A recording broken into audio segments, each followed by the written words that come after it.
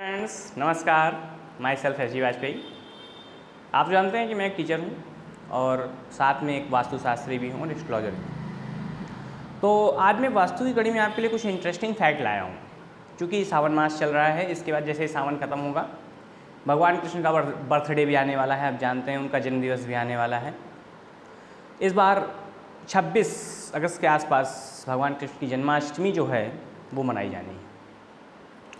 26 अगस्त के आसपास ही भगवान कृष्ण की जन्माष्टमी को मनाया जाएगा। तो सबसे पहली चीज़ है कि भगवान कृष्ण को तो आपने देखा ही है कि उनका जीवन कितना ही विचित्र जीवन है। हर तरह की प्रॉब्लम्स थी उनके जीवन में, लेकिन उसको फेस करके आगे बढ़ के और हर तरह से जीवन में शत्रुओं का नाश करके और आगे बढ़ के अपने आप को एक विश्व योद्धा के रूप में हम लोग के सामने प्रस्तुत कर दिया और भगवान के रूप में वो पूजे जाते हैं। तो उनका एक प्रमुख वाद्य यंत्र है जिसका नाम है बांसुरी, बंसी। और आज मैं उसी से जुड़े हुए वास्तु के बहुत ही बेहतरीन उपाय आपको बताने वाला हूँ।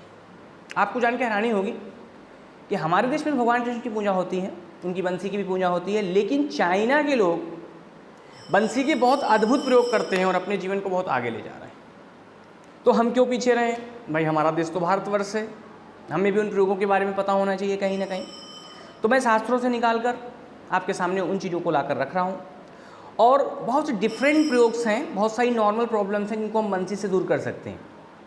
आपको मैं बताता हूँ कि वो प्रॉब्लम्स क्या हैं। जैसे एक अमूमन सी बात है कि किसी ने कोई बिजनेस खोला, ओपन किया और वो बिजनेस चल ही नहीं रहा है। उस बिजनेस को चलाने में दिक्कत आ रही हैं, प्रॉब्लम्स आ रही हैं, कस्टमर नहीं आ रहे हैं।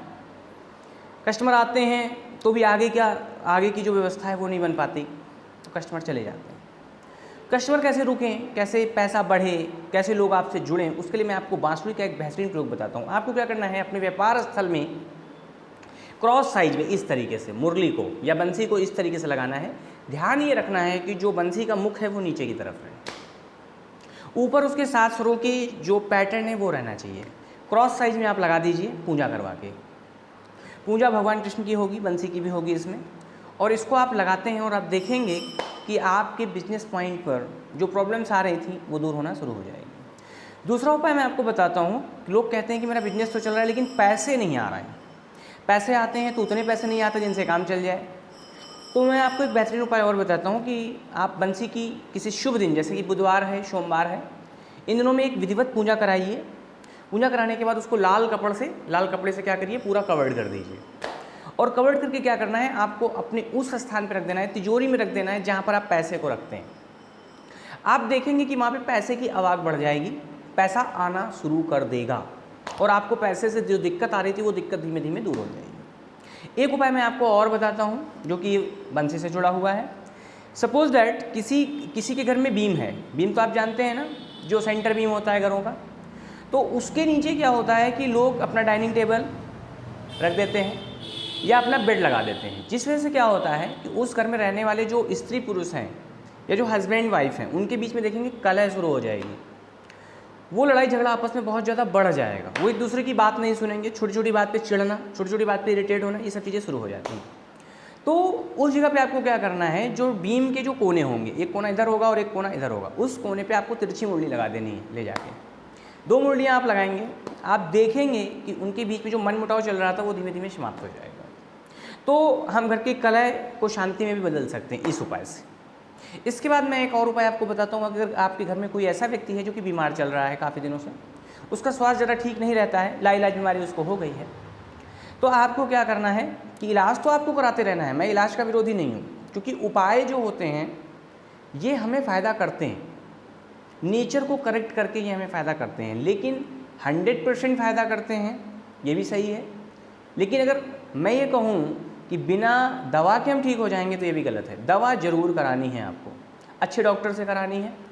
दूसरा पॉइंट ये है कि उस व्यक्ति के पास जो कि बीमार है उसके सिरहाने पर मुरली रख देनी है या बांसुरी रख देनी है और भगवान कृष्ण से रोज़ प्रार्थना करनी है कि इस व्यक्ति का स्वास्थ्य ठीक हो। आप देखेंगे कि इसमें आपको अद्भुत परिणाम देखने को मिल जाएंगे कहीं ना कहीं। इसके बाद मैं आपको बांसुरी से जुड़ा हुआ एक और उपाय आपको बताना चाहता हूँ। बंसी जो है एक पॉजिटिव एनर्जी रखती है अपने अंदर स्वयं, लेकिन जब तक आप उसको बजाएंगे नहीं तब तक वो पॉजिटिव एनर्जी पूरे वातावरण को शुद्ध कैसे करेगी, साफ कैसे करेगी। तो चूँकि आप जानते हैं कि नेगेटिव एनर्जीज बहुत सारी होती हैं, भूत पिशाच सब चीज़ें होते हैं, तो कहीं ना कहीं अगर इस नेगेटिव एनर्जी को बाहर करना है अपने घरों से, तो आपको क्या करना है, रोज़ सुबह शाम जैसे आप आरती करते हैं, शंख बजाते हैं, उसी तरीके से आपको थोड़ी देर बंसी भी बजाने की कोशिश करनी है। आप देखेंगे कि जब इस बंशी को आप बजाएंगे या बांसुरी को आप बजाएंगे तो क्या होगा कि घर की जो नेगेटिव वाइब्रेशंस हैं वो बाहर हो जाएंगी और पॉजिटिव वाइब्रेशंस धीमे धीमे घर की जगह लेने लगेंगी और जो नेगेटिव वातावरण है वो घर से धीमे धीमे समाप्त हो जाएगा और आप देखेंगे कि आपका घर के लोग स्वस्थ, बीमारी से बिल्कुल बाहर, हर तरह का उनके पास सुख, हर तरह की व्यवस्थित चीज़ें उनके पास आना शुरू हो जाएंगी और उनको जो भी प्रॉब्लम्स हैं वो उनकी दूर हो जाएगी। तो ये मैंने आज आपको बांसुरी से जुड़े हुए कुछ उपाय बताए जो कि बहुत ही कारगर हैं, हमारे शास्त्र सम्मत हैं। अगर आप इन उपायों को करते हैं तो आप देखेंगे कि आपको बहुत ज़्यादा फायदा होने वाला है।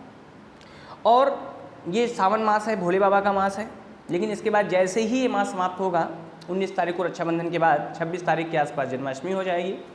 तो इस उपाय को अगर आप जन्माष्टमी के आसपास कर देते हैं तो आपको बहुत बेहतरीन उपाय देखने को मिलेंगे और हो सकता है भगवान चाहे भगवान कृष्ण इसी माध्यम से आपके घर में आने की तैयारी कर रहे हों। तो इन उपायों को जरूर करें क्योंकि ये बहुत सस्ते हैं, कोई बहुत महंगे नहीं हैं, क्योंकि वास्तु के बहुत सारे उपाय बहुत महंगे भी होते हैं लेकिन ये उपाय महंगे उतने नहीं हैं। तो अगर आपके इस घर में व्यापारिक स्थान में कोई ऐसी समस्याएं चल रही हैं तो इनको बांसुरी से या मुरली से दूर कर सकते हैं। दूसरी चीज़ एक बात मैं और आपको बताना चाहूँगा, चाइनीज़ लोग आजकल इन चीज़ों का बहुत फ़ायदा उठा रहे हैं, तो कृपा करके आप भी इन चीज़ों का फ़ायदा उठाएं। क्योंकि हम भारतवासी हैं, हमें इन चीज़ों के बारे में पता नहीं है। अब जब मैंने आपको इन्फॉर्मेशन दे दी है तो इसका ज़्यादा से ज़्यादा लोगों तक इसको शेयर करें, लोगों को बताएं जिससे उनकी प्रॉब्लम दूर की जा सके। क्योंकि वास्तु से उपाय बहुत सस्ते होते हैं, लोग पहले ही डर जाते हैं बहुत महंगा होगा, ये होगा वो होगा, तो इसके चक्कर में मत पड़ें और लोगों को ज़्यादा से ज़्यादा ये वीडियो शेयर कर दें क्योंकि हो सकता है इस वीडियो से उनकी लाइफ में काफ़ी अच्छे प्रभाव देखने को मिले और उनका जीवन सुखमय हो सके। तो मैं फिर किसी नए वीडियो के साथ आपके सामने प्रस्तुत होऊंगा, कुछ नई जानकारी के साथ, कुछ अद्भुत जानकारी के साथ। तब तक के लिए मुझे आज्ञा दें, फिर मिलेंगे एक नए वीडियो के साथ। Till then bye bye. जय महाकाल, जय श्री कृष्ण, जय श्री राधे राधे।